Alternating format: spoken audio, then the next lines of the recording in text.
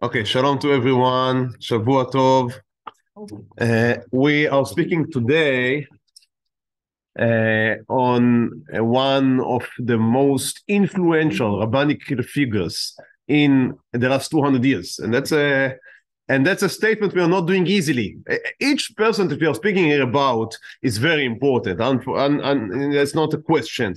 But here we speak someone that really shaped, for sure, the Ashkenazic Jews, and by extent, the whole of the Jewish world. And his influence is very much felt to this day. And I speak about Rav Chaim Itzkovich, Rav Chaim ben Yitzchak, or Rav Chaim of Volozhin, as is better well known. This shiur, as the rest of the series, is dedicated to Ilui Nishmat Rafael Moshe ben Eliyahu.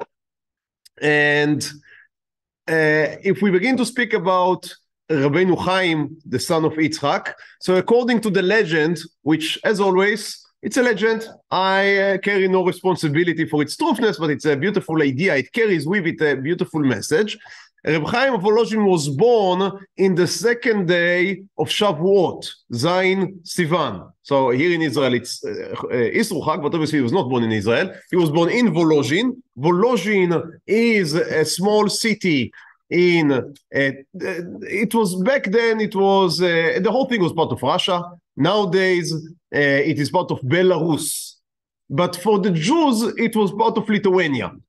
Right? Because Jews had other boundaries. They did not usually, they tried to continue there were areas of influence, you may say. So it can be called Belarus, it can be called Russia, it can be called Ukraine, but if it's part of Lithuania, it's part of Lithuania.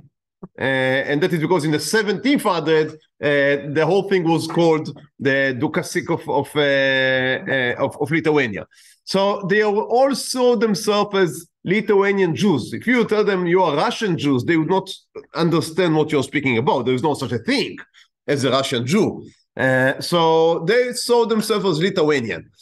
And he was born there. And as I said, according to the now, being born the second day of Shavuot in itself, I don't see a reason why to doubt it. It seems to be throughout is the historiography. But the interesting legend is that he was born in the same day, the second day of Shavuot, in which the Ger Kadosh Avraham ben Avraham Pototsky was executed by the church. Now, the figure of Rabbi Avraham ben Avraham Pototsky in itself is shredded in mystery. I read different accounts. Some historians think that the whole thing was just, it's a made-up thing. It never happened. But it seems that we have many, I don't know, there's people that think that they were in his execution place. So it seems that the thing did happen, at least to my very untrained eye. And his story, in very, very short, his story is the story of a Ger Tzedek. He was a son of one of the great Paritzim, meaning the noble Polishman, whose name was Pototsky, Graf Pototsky. Now, the family Pototsky is a well-known family from the time. The question is, was this individual, did he exist? Now, according to the story, he converted, and he had to run away, because obviously, if you're a Christian, you're not allowed to convert. The laws, I wonder if in nowadays Poland someone is allowed to be converted into Yahadut. I'm not sure, but especially back then, obviously it was not even a question. So he ran away and he hid in some shul, and he was learning there. And because of some internal affairs within the Jewish community, a certain Jew had tell about him to the authorities, and he was captured. And he was given the choice either to return to his family, and then he can return to his fame and to the money and to everything that he could want, or to be burned at the stake, which seems to be, not a very difficult choice. But he didn't even want to consider it. The church brought his mother to try to convince him, and he would not speak with her. And the end was that he was burned to the stake at the second day of Shavuot. And that, according to the legend, Reb Chaim was born in the same day that he was burned. And so they say when a pure neshama goes to the heavens, another one descends. So a beautiful story, Anyhow, he was born in 1749. So his activity was mostly in the second half of the 18th century and in the first 2 decades of the 19th century.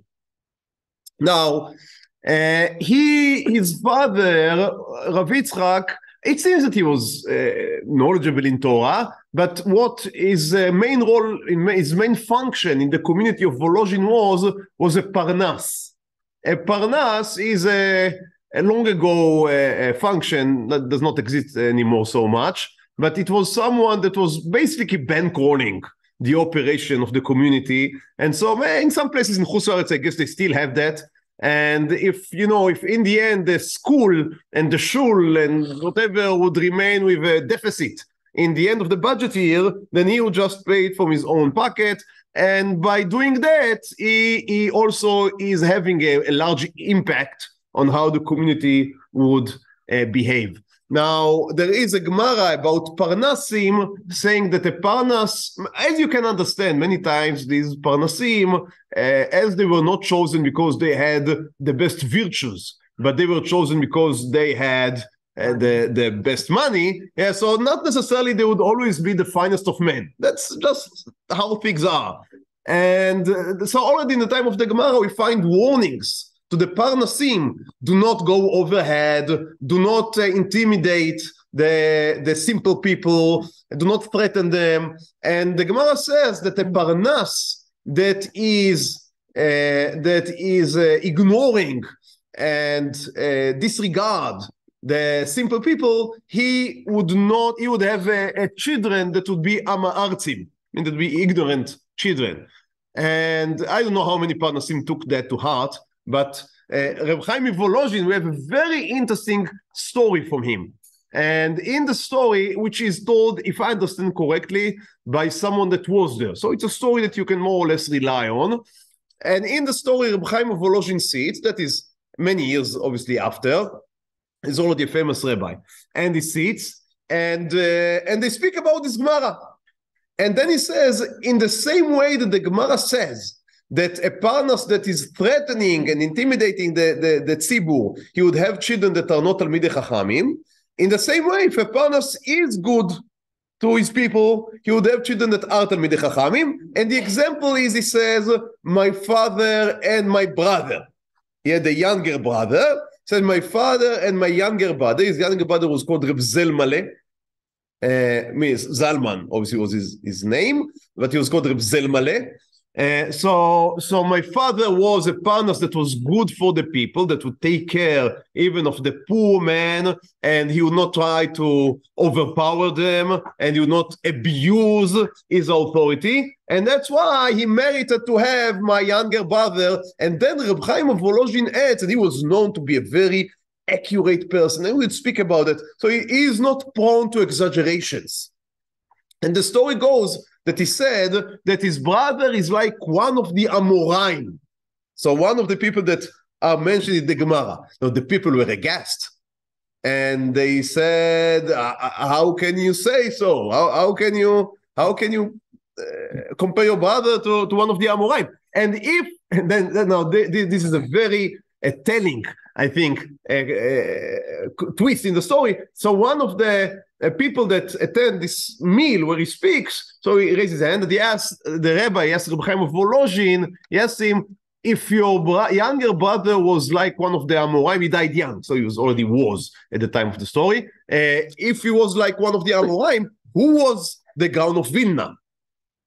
Now the Vilna Gaon was the revered teacher of Rav Chaim of Volozhin. Says Rav Chaim of Volozhin, you cannot even understand. Even if my brother would have lived 1,000 times, he would not come to the level of the Vilna Gaon. And then he gives an example. He says, I would explain to you what do I mean. I'll give you an example. Every person knows the Ashrei by heart, right? Everyone that davens 3 times a day the Ashrei, in Psukei de Zimra, and after Shmona Esrei, and again in Mincha. So you know the Ashrei by heart. And if I tell you a word, you can say what would be the next word. Okay, fine. So that's for every man in Israel. Now he says, my brother, all of the Torah was like Ashrei for him. You would say a word and you would be able to continue. Fine. Now, how many of you can, if I tell you a word in Ashrei, can say not the following word, but the preceding word, the word that before it? That is very difficult. Because we know that the Ashrei is by the alphabet, or by the Aleph Bet, then we can return to the beginning of the pasuk and just say one pasuk. But if I would give you a word from a different place in the tefillah or from the Chumash, there would be no way. You'd have to either say the whole thing by heart, which most of us are not able to, or just open a book. He said, for the Gaon of Vilna, the whole Torah, he would be able, if you would say the one word, he would be able to say not the word following, the word preceding. So that's how he described, he gave an example to the greatness of the Gaon Mevina. So that's the story there. Rav Chaim of Volozhin, as I said, he saw his father as an example of the good Parnas, while he saw, and I'm sure his father was also learned in Torah, but that's how he saw his father. That was the example that his father gave him. While he saw the Vilna Gaon as his example of Torah scholarship.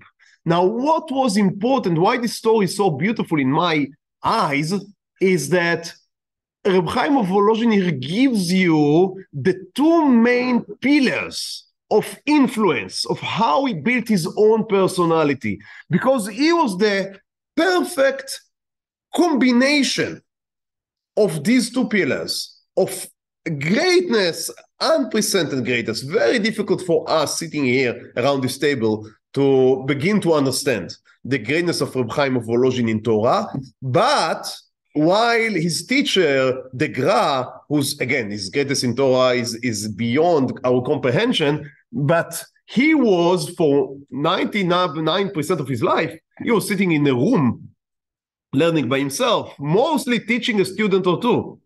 Rav Chaim of Volozhin took that to the street. He took that to the community. He took that to try and take care and make sure that the Torah can reach every and each Jew in the simple street. So here, Rav Chaim of Volozhin was holding to these two great men that he grew in the shadow, in their shadow, which was his father, Rabbi Yitzchak of Volozhin, and his great teacher, Rabbi Elihu of Vilna. Now, he, before learning by the Gra, he came to the Gra in a interestingly late age of 19. So 19 back then, and even now, it is considered pretty late to begin your Torah learning. So he was trained in Torah very good before he came to the Gra. He was taught by Rabbi Rafael HaKohen, was a known rabbi at the time, and also by the Shagat Aryeh, which was a very important rabbi of the time. And at the age of 19, he and his older brother, we spoke about his younger brother, and his older brother, whose name was also Eliyahu, came to the Vilna Gaon to learn. He sat by the Vilna Gaon for 6 years. Now, it is difficult for us, and I saw different accounts, to know how exactly the learning was taking place. It seems that the Vilna Gaon was not giving regular shiurim. I think that we can say that for sure. Were they learning in Chavruta? I'm saying what I saw, and I try to understand to the best of my understanding, which may be wrong here. But if I understand correctly, they were not learning in Chavruta, but instead, Reb Chaim would learn independently, and once a day, or maybe even a week, they would meet and they would discuss the material that Reb Chaim learned. And obviously the Gaon would give him hints and guidance, how to continue his learning, where he was correct, where he was wrong, etc. And it is part, I guess it's part of two things. One is that he really came at a later stage to the Gaon of Vilna. He was not needed a totaling anymore, totalaging? private tutoring, right? Tutelage, which would be done in a very hands-on way. So that was one thing. And the other is part, and here it's very important, is part of the ideology of the gown. And that is that there is a very individual aspect to Torah learning, because each one of us has its own hold, its own letter in the Torah. Obviously, we are learning from each other, we are learning with each other, but you should never completely subdue yourself to someone else, because then you are giving up on the special gift that HaKadosh Baruch Hu gave you in the understanding of the Torah. So although the gown was an all-consuming, when you read the description that his students were writing on him, obviously it was very easy for him to completely control them if he would just have wanted. But he didn't want to raise just an army of duplicated Gaon of Vilna. Right? Clones, thank you. He didn't want an army of clones. Or clowns. He wanted, right? He wanted real people that he would raise to be who they can be. Obviously, under his guidance and through his methods, but they would be their own people. And there is one tshuva in which Rav Chaim writes that someone asked him, how can you pasken differently than your Rav? And he says, I received from my Rebbe, from the Gaon of Vilna, that I am not allowed to change my opinion only by the power of authority.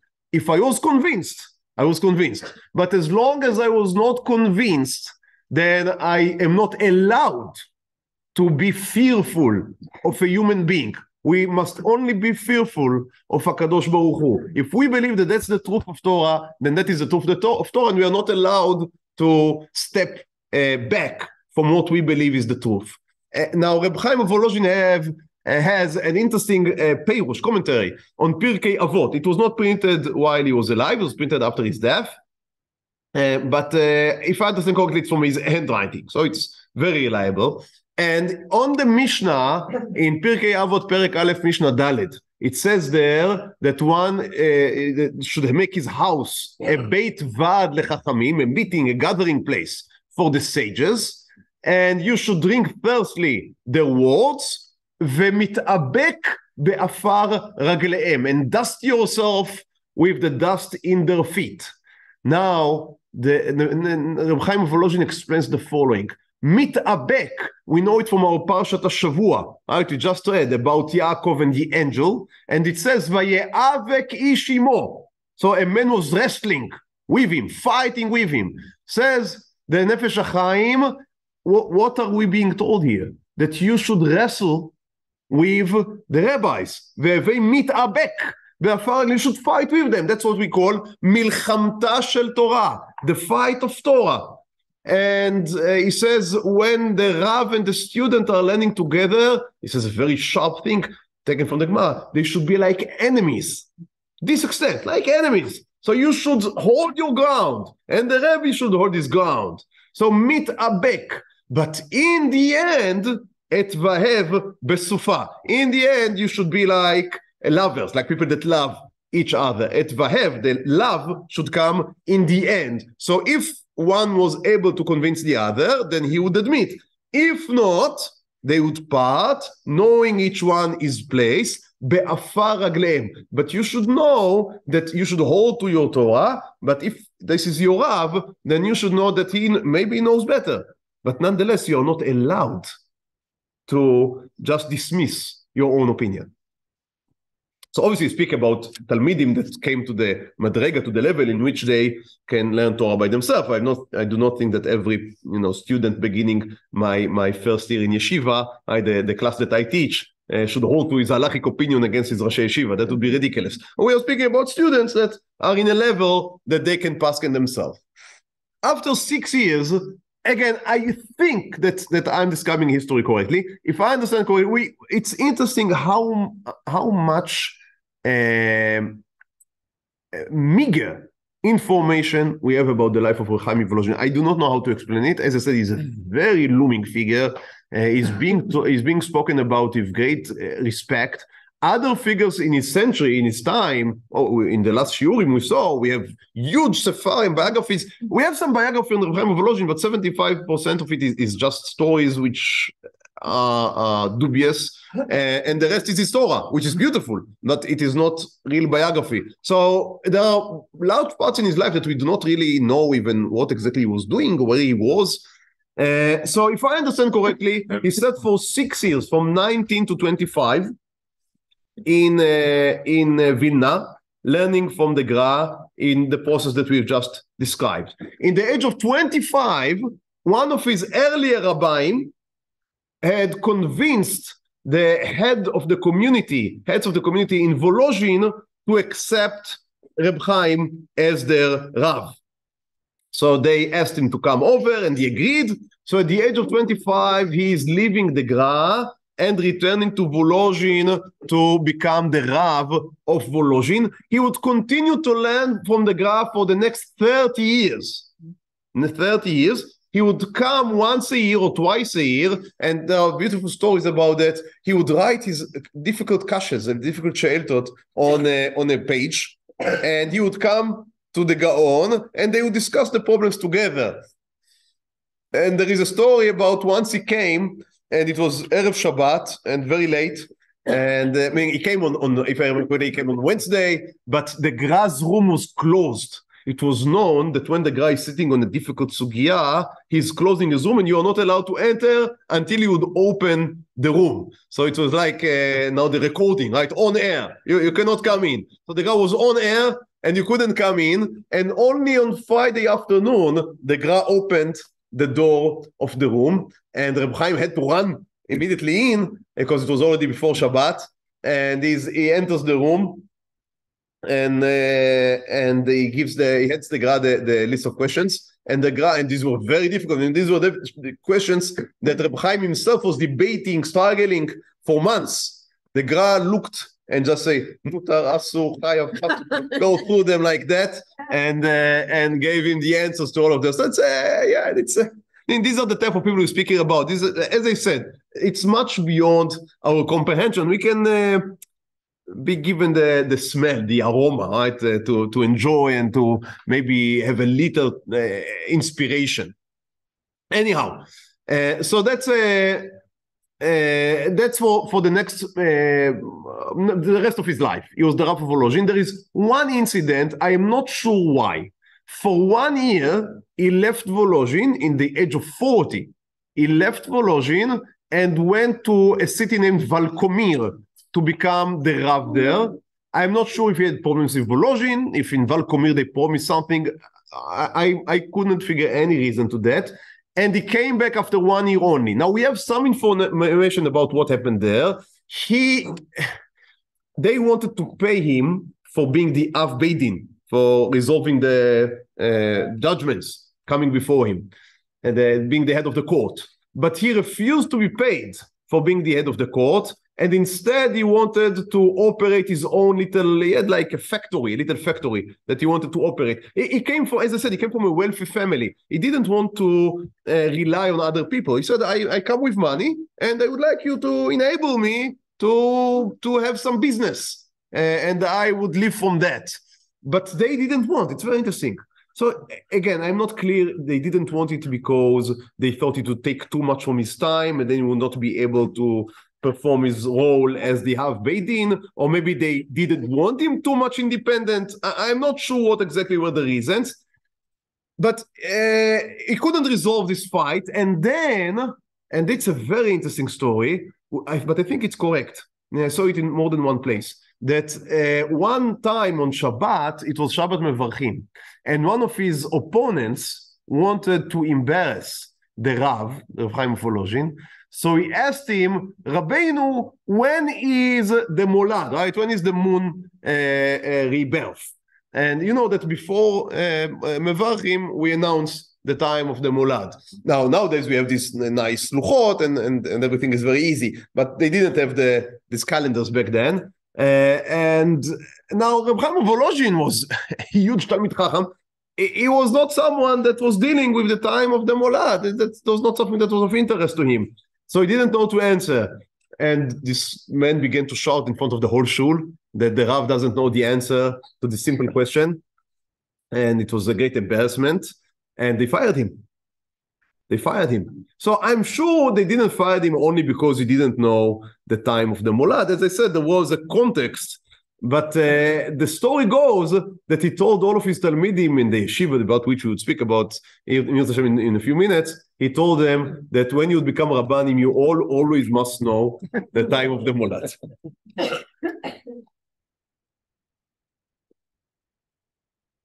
Okay.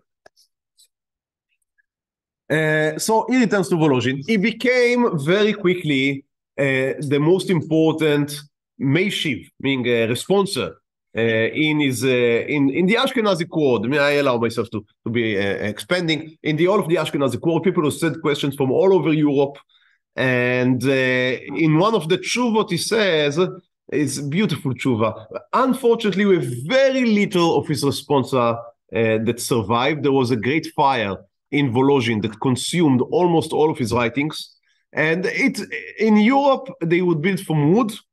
And every few decades they would have such type of fires. I mean, the story of fire that consume all of the writings is just repeating itself again and again with many, many rabbis. And it's unfortunate, but it's more unfortunate that human lives were lost in this type of fires. I guess that you all are familiar at least with the London Great Fire, which was basically the same thing, but just London was a very big city. But in each one of these small Lithuanian or Russian or every city, it was built out of wood. Then someone would leave a stove or someone would leave a fire open, and it would catch fire. And before you can put it out, half of the city would be burned. It's just the way things were. And so we have very little that remained from his tshuva. But in one of his tshuvot, it's a beautiful tshuva. He writes about a tshuva about aguna.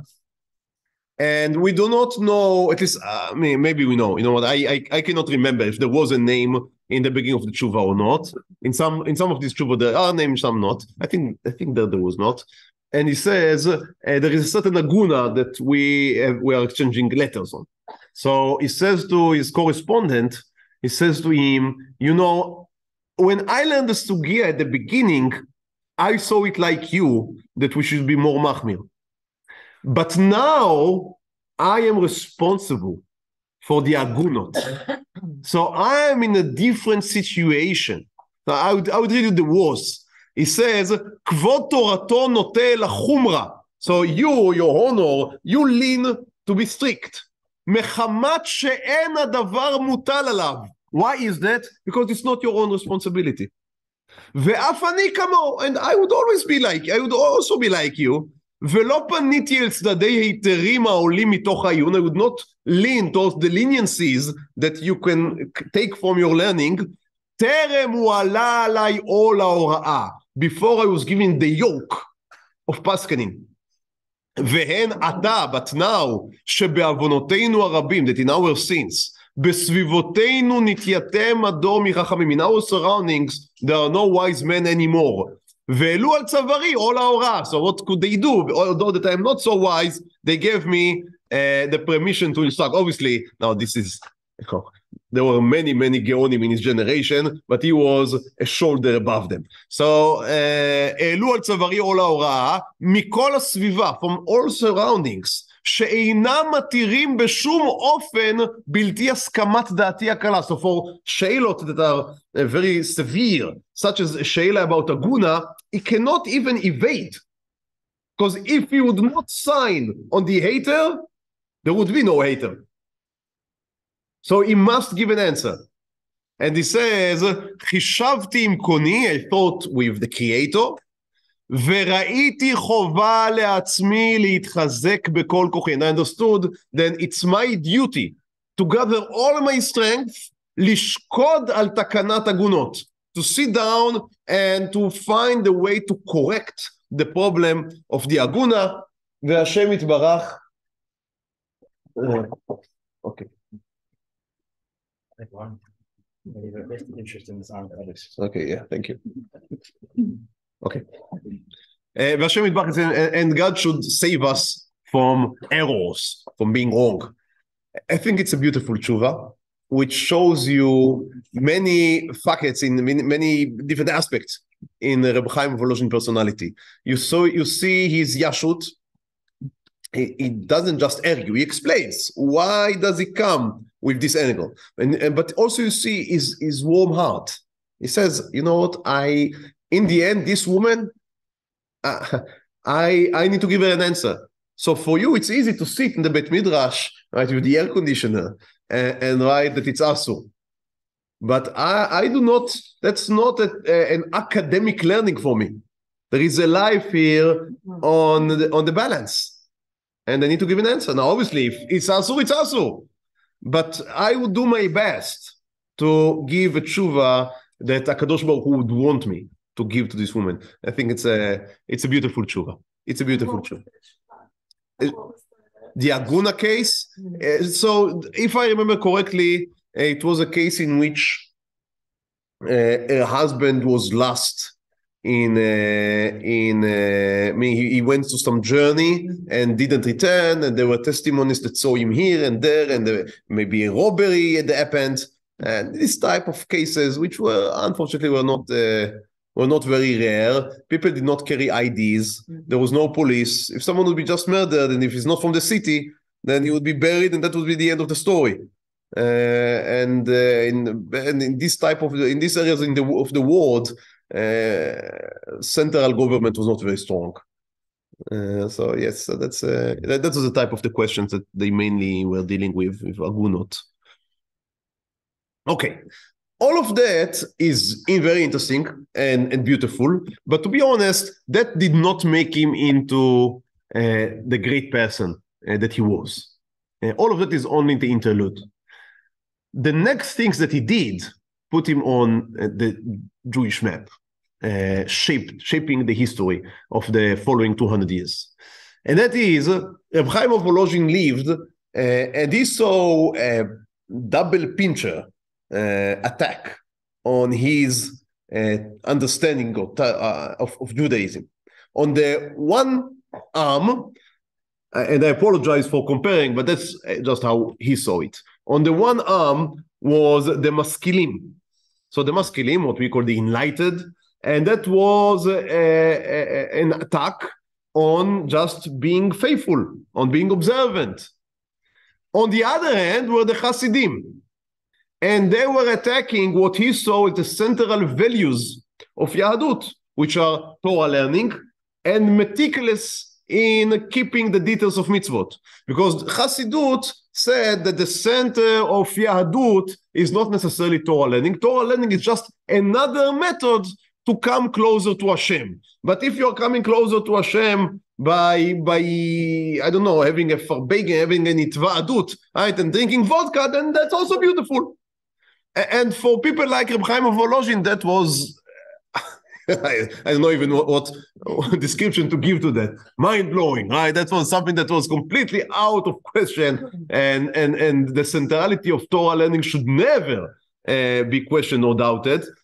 And also, the Hasidim many times said that you are allowed to set aside certain dikdukim of halacha for the sake of the mitzvah being more meaningful. So, for example, if you are coming now to Tfilat Shachrit, but you're still not in the mood, in the zone, so go to Tvila and then sit down and maybe have a little kiddush before, and then when you are really ready, even if it's 12 at noon, then you should have in Shachrit. And again, for him, betraying halacha for the sake of some idea about the meaning of mitzvah, it was against everything that Torah stands for. So he was out to try and defend, to put a barricade, to put some shield, wall to the Yahadut that he wanted to preserve. Now, his master, the Gra, his Rebbe, his way was the way of bends. He tried to excommunicate the Hasidim. Now, his student already saw that that is going nowhere, because Hasidim were expanding, and you cannot just be a mitnaged. You cannot just oppose, just opposing something without giving any positive content then that is worthless. It would not stand because it's not serious. So you have to define yourself, and that's what Rav Chaim set to do.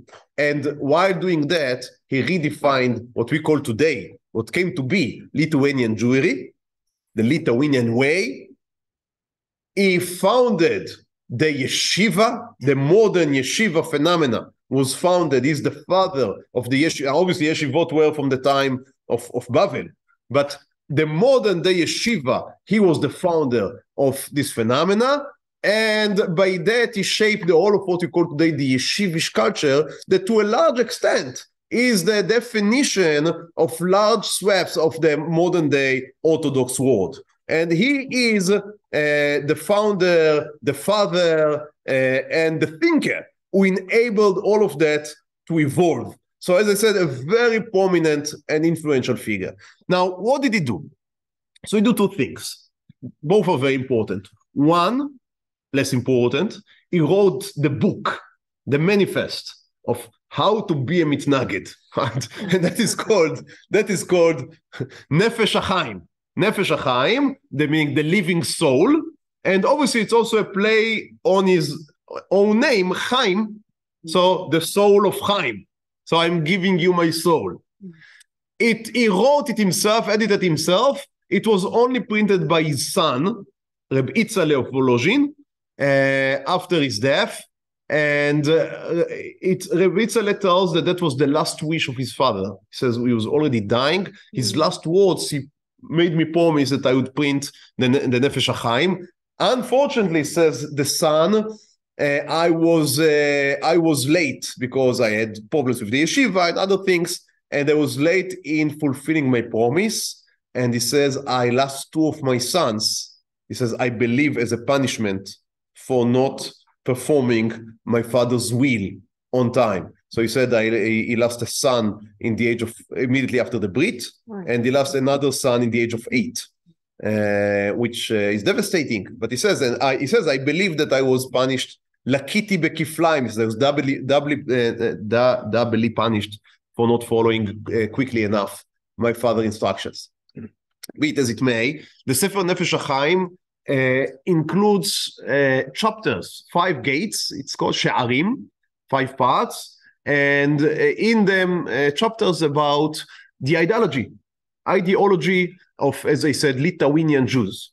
Now, basically, obviously, we need to learn the book in order to say anything seriously. So what I'm going to do now is just very, very sketching of the very, very external surface of the book. But very basically, he has a few points of departure or of dispute with the Hasidim approach. And one is that the Hasidim says, the Hasidim say that the goal of man is clinging to God, becoming close to God, dveikut. And everything stems from that. He says, no, that is not the goal of man. The goal of man is what we call today tikkun olam, but very far from what it had become, meaning correcting the world. Not only this world, but the worlds, because he is taking from Kabbalah the existence of many types of words, spiritual words. And he says everything depends on the acts of men, of us, meaning persons, people. I don't know necessarily men, male, but people. And when we do mitzvot, this world is becoming better, and all the upper worlds are being also corrected and repaired. But when we are chas v'chalila misconducting ourselves, then the world itself falls into a state of disrepair and of destruction and of exile. So he says, you should not try to look for ways to feel that you are closer to God. That, he says, that is egoistical. What we should try to do is perform the mitzvot, because God gave us the mitzvot, he gave us the matkon, right, the recipe of how to fix the world. If you are davening in mincha after time or shachrit after time, maybe you feel great, but you did not correct what you're supposed to correct, and maybe you are even damaging and destroying the worlds. So that is basically, again, and I apologize to you and to him for going so shallowly, right, on his ideology, because you really need to let it inside. There is a lot of Kabbalah, there is a lot of Zohar, and he goes in to explain why is it that the words depend on the human actions, and how is it connected to us being created in Tselem Elokim, and there is a great length to it. It gives a great place to human beings, by the way.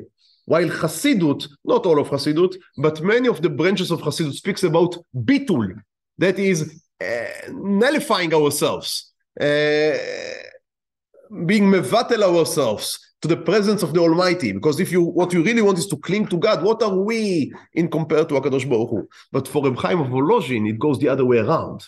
God put us in this world because we have a mission. We are important. We should not cancel ourselves. We should enlarge ourselves. We are greater than life.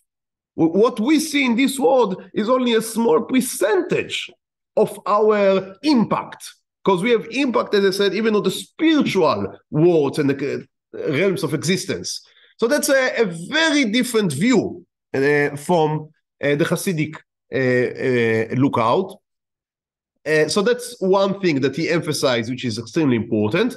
The other thing is the centrality of Torah learning. And he says Torah learning is the pipe from which the emanation, like the shefa, goes from HaKadosh Baruch Hu to this world. If the pipe would not exist, this world would immediately cease to exist. He says if in some place on the globe there would be no one learning Torah, then the world will be terminated. Because we hang on the Torah learning.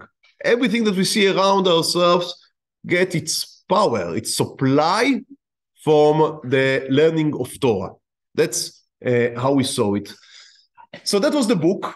But as I said, that is the lesser contribution.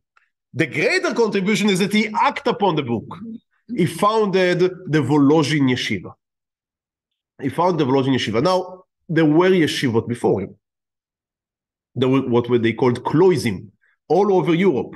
But these were very small institutions, usually no more than 10 students, sitting with the local rabbi, eating by the balei batim. So the yeshiva student was seen as a beggar, someone that needs to go and to ask for food and to ask for a place to rest.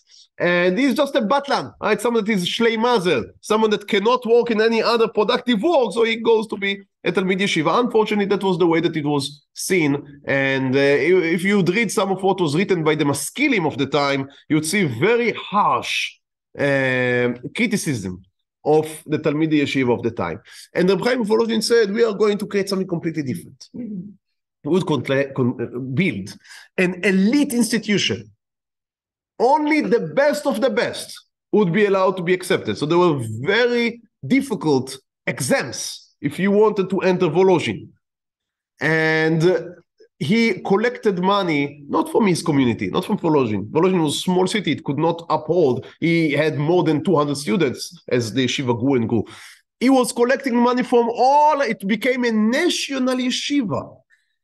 And by that, he revitalized the institution of yeshiva from the time of Babel, where really people were sending money from all over the world to the yeshiva in Babel, because everyone understood the yeshiva in Babel is the place in which the next gdolim go, and you need to support them in order to have your rabbanim. Says Rav Chaim of Volozhin, we are going to recreate that. So we are going to recreate a hub of Torah of the highest degree. The method of learning would not be pilpul, it would be straightforward, meaning limud, just like the Gra had taught us. And he was able, in the next 60 or maybe even 100 years, he was able, I don't have the percentage, I am sure that at least 60% of the Rabbanim in the Ashkenazi communities in the next 100 years would be his alumni.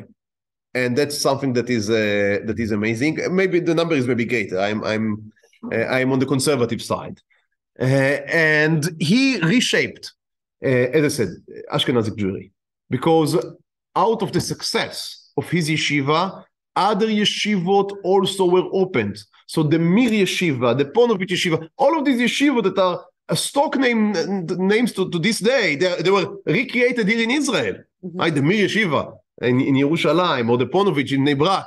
Now, as you know, Ponovich is not a name of a place in Bnei Brak, and Mir is not the name of a place in Yerushalayim. They are from Europe, and they were created by students of Rav Chaim of Volozhin. As a matter of fact, he was once asked, how does he feel regarding these yeshivot that were, and now they compete with him for charity, for funds and for students? He said, I love them, because I feel that it's mine without me having to work. I thought that's like grandchildren, right? Yes, right. So he was able to, so the yeshiva was so successful that he was able to see the success in his own life, which not everyone merits to. Sometimes people do great things, but the outcomes only begin to be to be expressed after their death. But he was able to see that, and that's a great bracha, in his own life. And he was, in the beginning, he was a wealthy man. So in the beginning, everything was in his own house, in his own home. But as the yeshiva grew and grew, it was obvious that he's not able to do it anymore.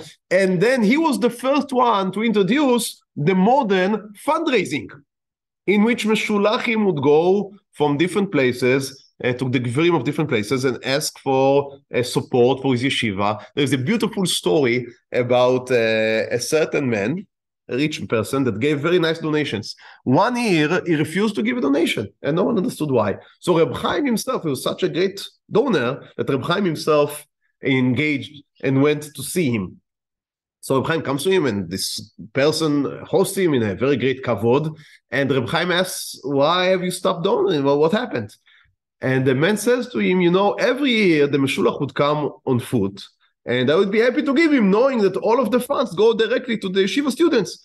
This year, the Meshulach came, he had a beautiful chair, a beautiful horse, a beautiful wagon, it was clothed beautifully. I don't want to support the wagon. So Reb Chaim says, I will tell you what. It says about Betzalel that the Torah says that he had a spirit from God, and he knew what to do with the gold and the silver. So asked Rav Chaim of Volozhin, why do you need a spirit of God to know what to do with God? And say, we have very nice artists who are able to do nice works of art without having a spiritual, a divine inspiration. What did Betzalel had to do? He had the ability, when he was giving a donation of gold or of silver, to look at the gold, to know the intention, the heart of the donor, and according to that, to give it to Kodesh HaKodashim, to put it in the Heichal, or maybe to put it in the courtyard. So he says to the donor, don't worry, it's up to your pureness of heart. If you are giving it pure heart, you shall know that the money would go to the learning of Torah.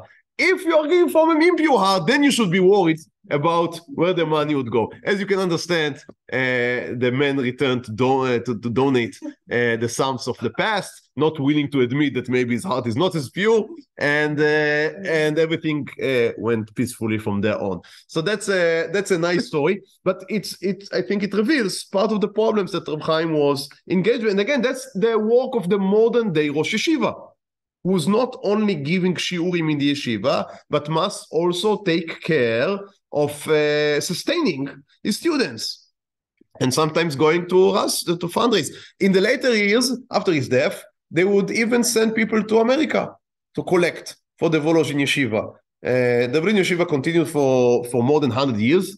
It was unfortunate it was closed after the Russian government decided they would control the learning curriculum, and they enforced the learning of Russian language. Now, it was agreed that Russian language would be taught to a certain degree, but then they limited the time of Torah learning to 4 hours a day, and all the rest must be secular learning. So at that point, they said, we prefer closing the yeshiva than giving up on what yeshiva is. And they closed the yeshiva, which was obviously devastating for the Russian yeshiva, which were grandsons of Rav Chaim of Volozhin, but that was the fate of the Volozhin Yeshiva. As I said, it's while for Rav Chaim, I would guess that for him, he opened the yeshiva not in order to fight anyone. He opened the yeshiva because he thought that's what is correct for Yahadut and for Torah in his time. I think that should be said immediately. But it can be seen historically, in the historical context, as a response to Hasidut, as I explained earlier.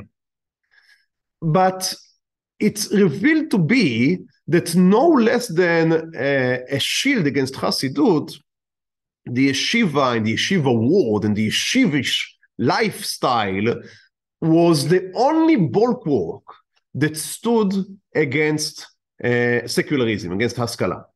And that, I think, that can be said in hindsight, as we look back. I think we already spoke about that. And when we look back, and we look, for example, about the Rashar Hirsch and his path, which Torah of Derech Eretz, it was great for the time. But if we are looking today, who is continuing the path of Reb Shimshon Raphael Hirsch? Are there any Yekish left? So maybe there are 5 in Yerushalayim, another 25 in New York, right, in Crown Heights. But that's basically that. And even them are now more yeshivish than Reb Shimshon Raphael Hirsch ever was. And the reason is because, now I speculate, obviously. We speak about historiography now. But I think it is simple that you cannot limit the challenge put forth by the Western world, Western civilization with its advancements over the last 200 years, just as some problem of desire, of ta'ava. Obviously, it is in a large quantity, and liberalism, it does exist, obviously, and it can be attractive, especially for young men. But it is not only that. We have to admit, but also intellectually, the Western civilization in the last 200 years, with the advancements of science, had put a challenge to the religious world. Christianity also suffered a very large hit by the advancement of science, of secularism.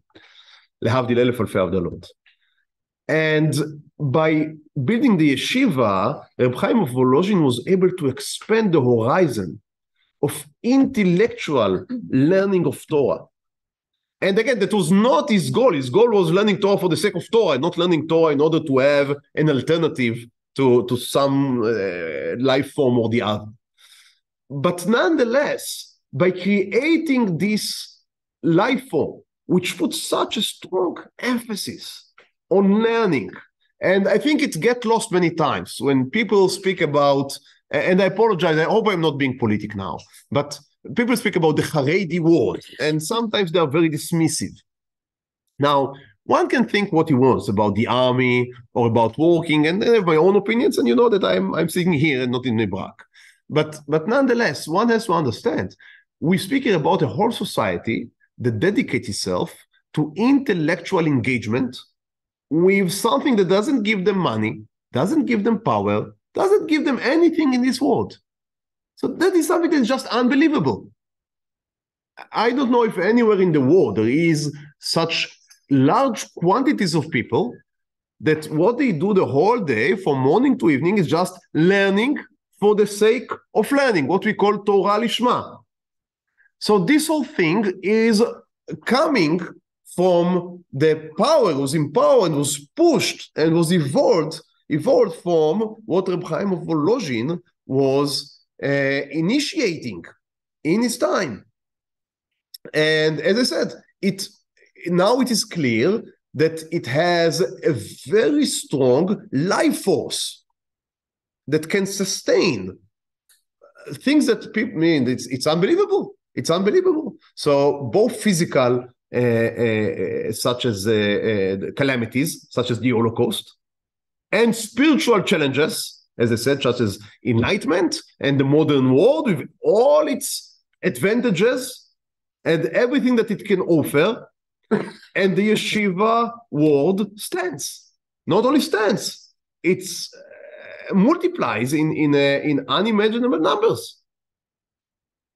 So that is something that is to be admired. And again, even if we think that one or the other things should be corrected, and we have certain hasagot, that is should not take back from, I think, what should be really adoration of a project which is unprecedented. In our tzibur, if I may now return to us, and again, I hope that I'm not too over politically, but in our tzibur, if I may say so, meaning the modern Orthodox or religious Zionists, we had the problem for many years, from the beginning of the 20th century to more or less the 70s, that we didn't have the institution of yeshivot, and we suffered for that. We suffered for that. We have lost many. I mean, it's very hard to count the number of young people that we have lost to secularism and to other things, because we just didn't have the institutions that would make us serious. And if you needed a rabbi, the rabbi needed to come from the Haredi world. And then what message does it give to our children? I mean, if you want to be not serious in your Torah, then you can be with us. If you want to be serious, then there is this other, but that is what you transmit, right? That is what you transmit. If you do not have yeshiva, if you don't believe yeshiva, you're not serious in your commitment to Torah learning. I don't say that everyone needs to learn Torah. Again, we have maybe different ways of seeing that. But if you do not have a serious commitment to Torah learning, it shows.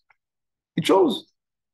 500 years ago, when the external world was not attractive, then, or you could also be not intellectually challenging. But nowadays, when 90, I don't know, maybe all of the people sitting here are not working with their hands, right? They're working with their heads. So how can it be that all day you are engaged in the war, in the gymnastics, right, of the mind, but when you come to the religious sphere, there you can only shake a lulav, and you don't learn any Torah. So obviously, if we live our life mostly through the intellectual view, then we need also our Yahadut and our Torah to engage us where we are. And all of that, the yeshiva, and again, how much of that he was able to foresee, I don't know. Doesn't matter. But what he created was revealed as the life spring of what was later called orthodoxy, of Jewish belief, Jewish faith. And one of the famous students of Yeshiva of Volozhin, I don't think that Rav Chaim of Volozhin would be proud of him, but one of the famous students of the Volozhin Yeshiva was not other than Chaim Nachman Bialik. Wow. Was there for a whole year. And I mean, again, I don't think that he's the prize student, but he wrote a few poems about his time in Yeshiva, because he was deeply affected. He was not religious, but he was deeply affected by what he saw there. And in one of the lines, he has a poem named Matmid, meaning the Matmid, someone that engaged in Torah study all day and all night. And in Volozhin, because of what I said earlier, that Rav Chaim wrote, that if there would be 1 minute without Torah learning, the world would cease to exist. So they had shifts of Torah learning. So there would be no 1 minute without Torah learning in Yeshiva of Volozhin. So they know that the world is secured. So Chaim Nachman Bialik, in one of his poems, he has a line saying that the yeshiva, not necessarily Volozhin, but the yeshiva as an institution, is Beit HaYotzer. It's the Beit HaYotzer. It's the founding house. It's the founding spring. It's the factory of Ruach HaUmah, of the spirit of the people. And that's, I think, was correct then, is correct to our own day. And that is something that, as I said, Rav Chaim of Volozhin, our hero of today, is to be thanked for, and they developed this great institution. So thank you so much. And Be'ez Hashem would continue of the great rabbis now of the second half of the 18th century, Im Yirtzeh Hashem, next week. Thank you.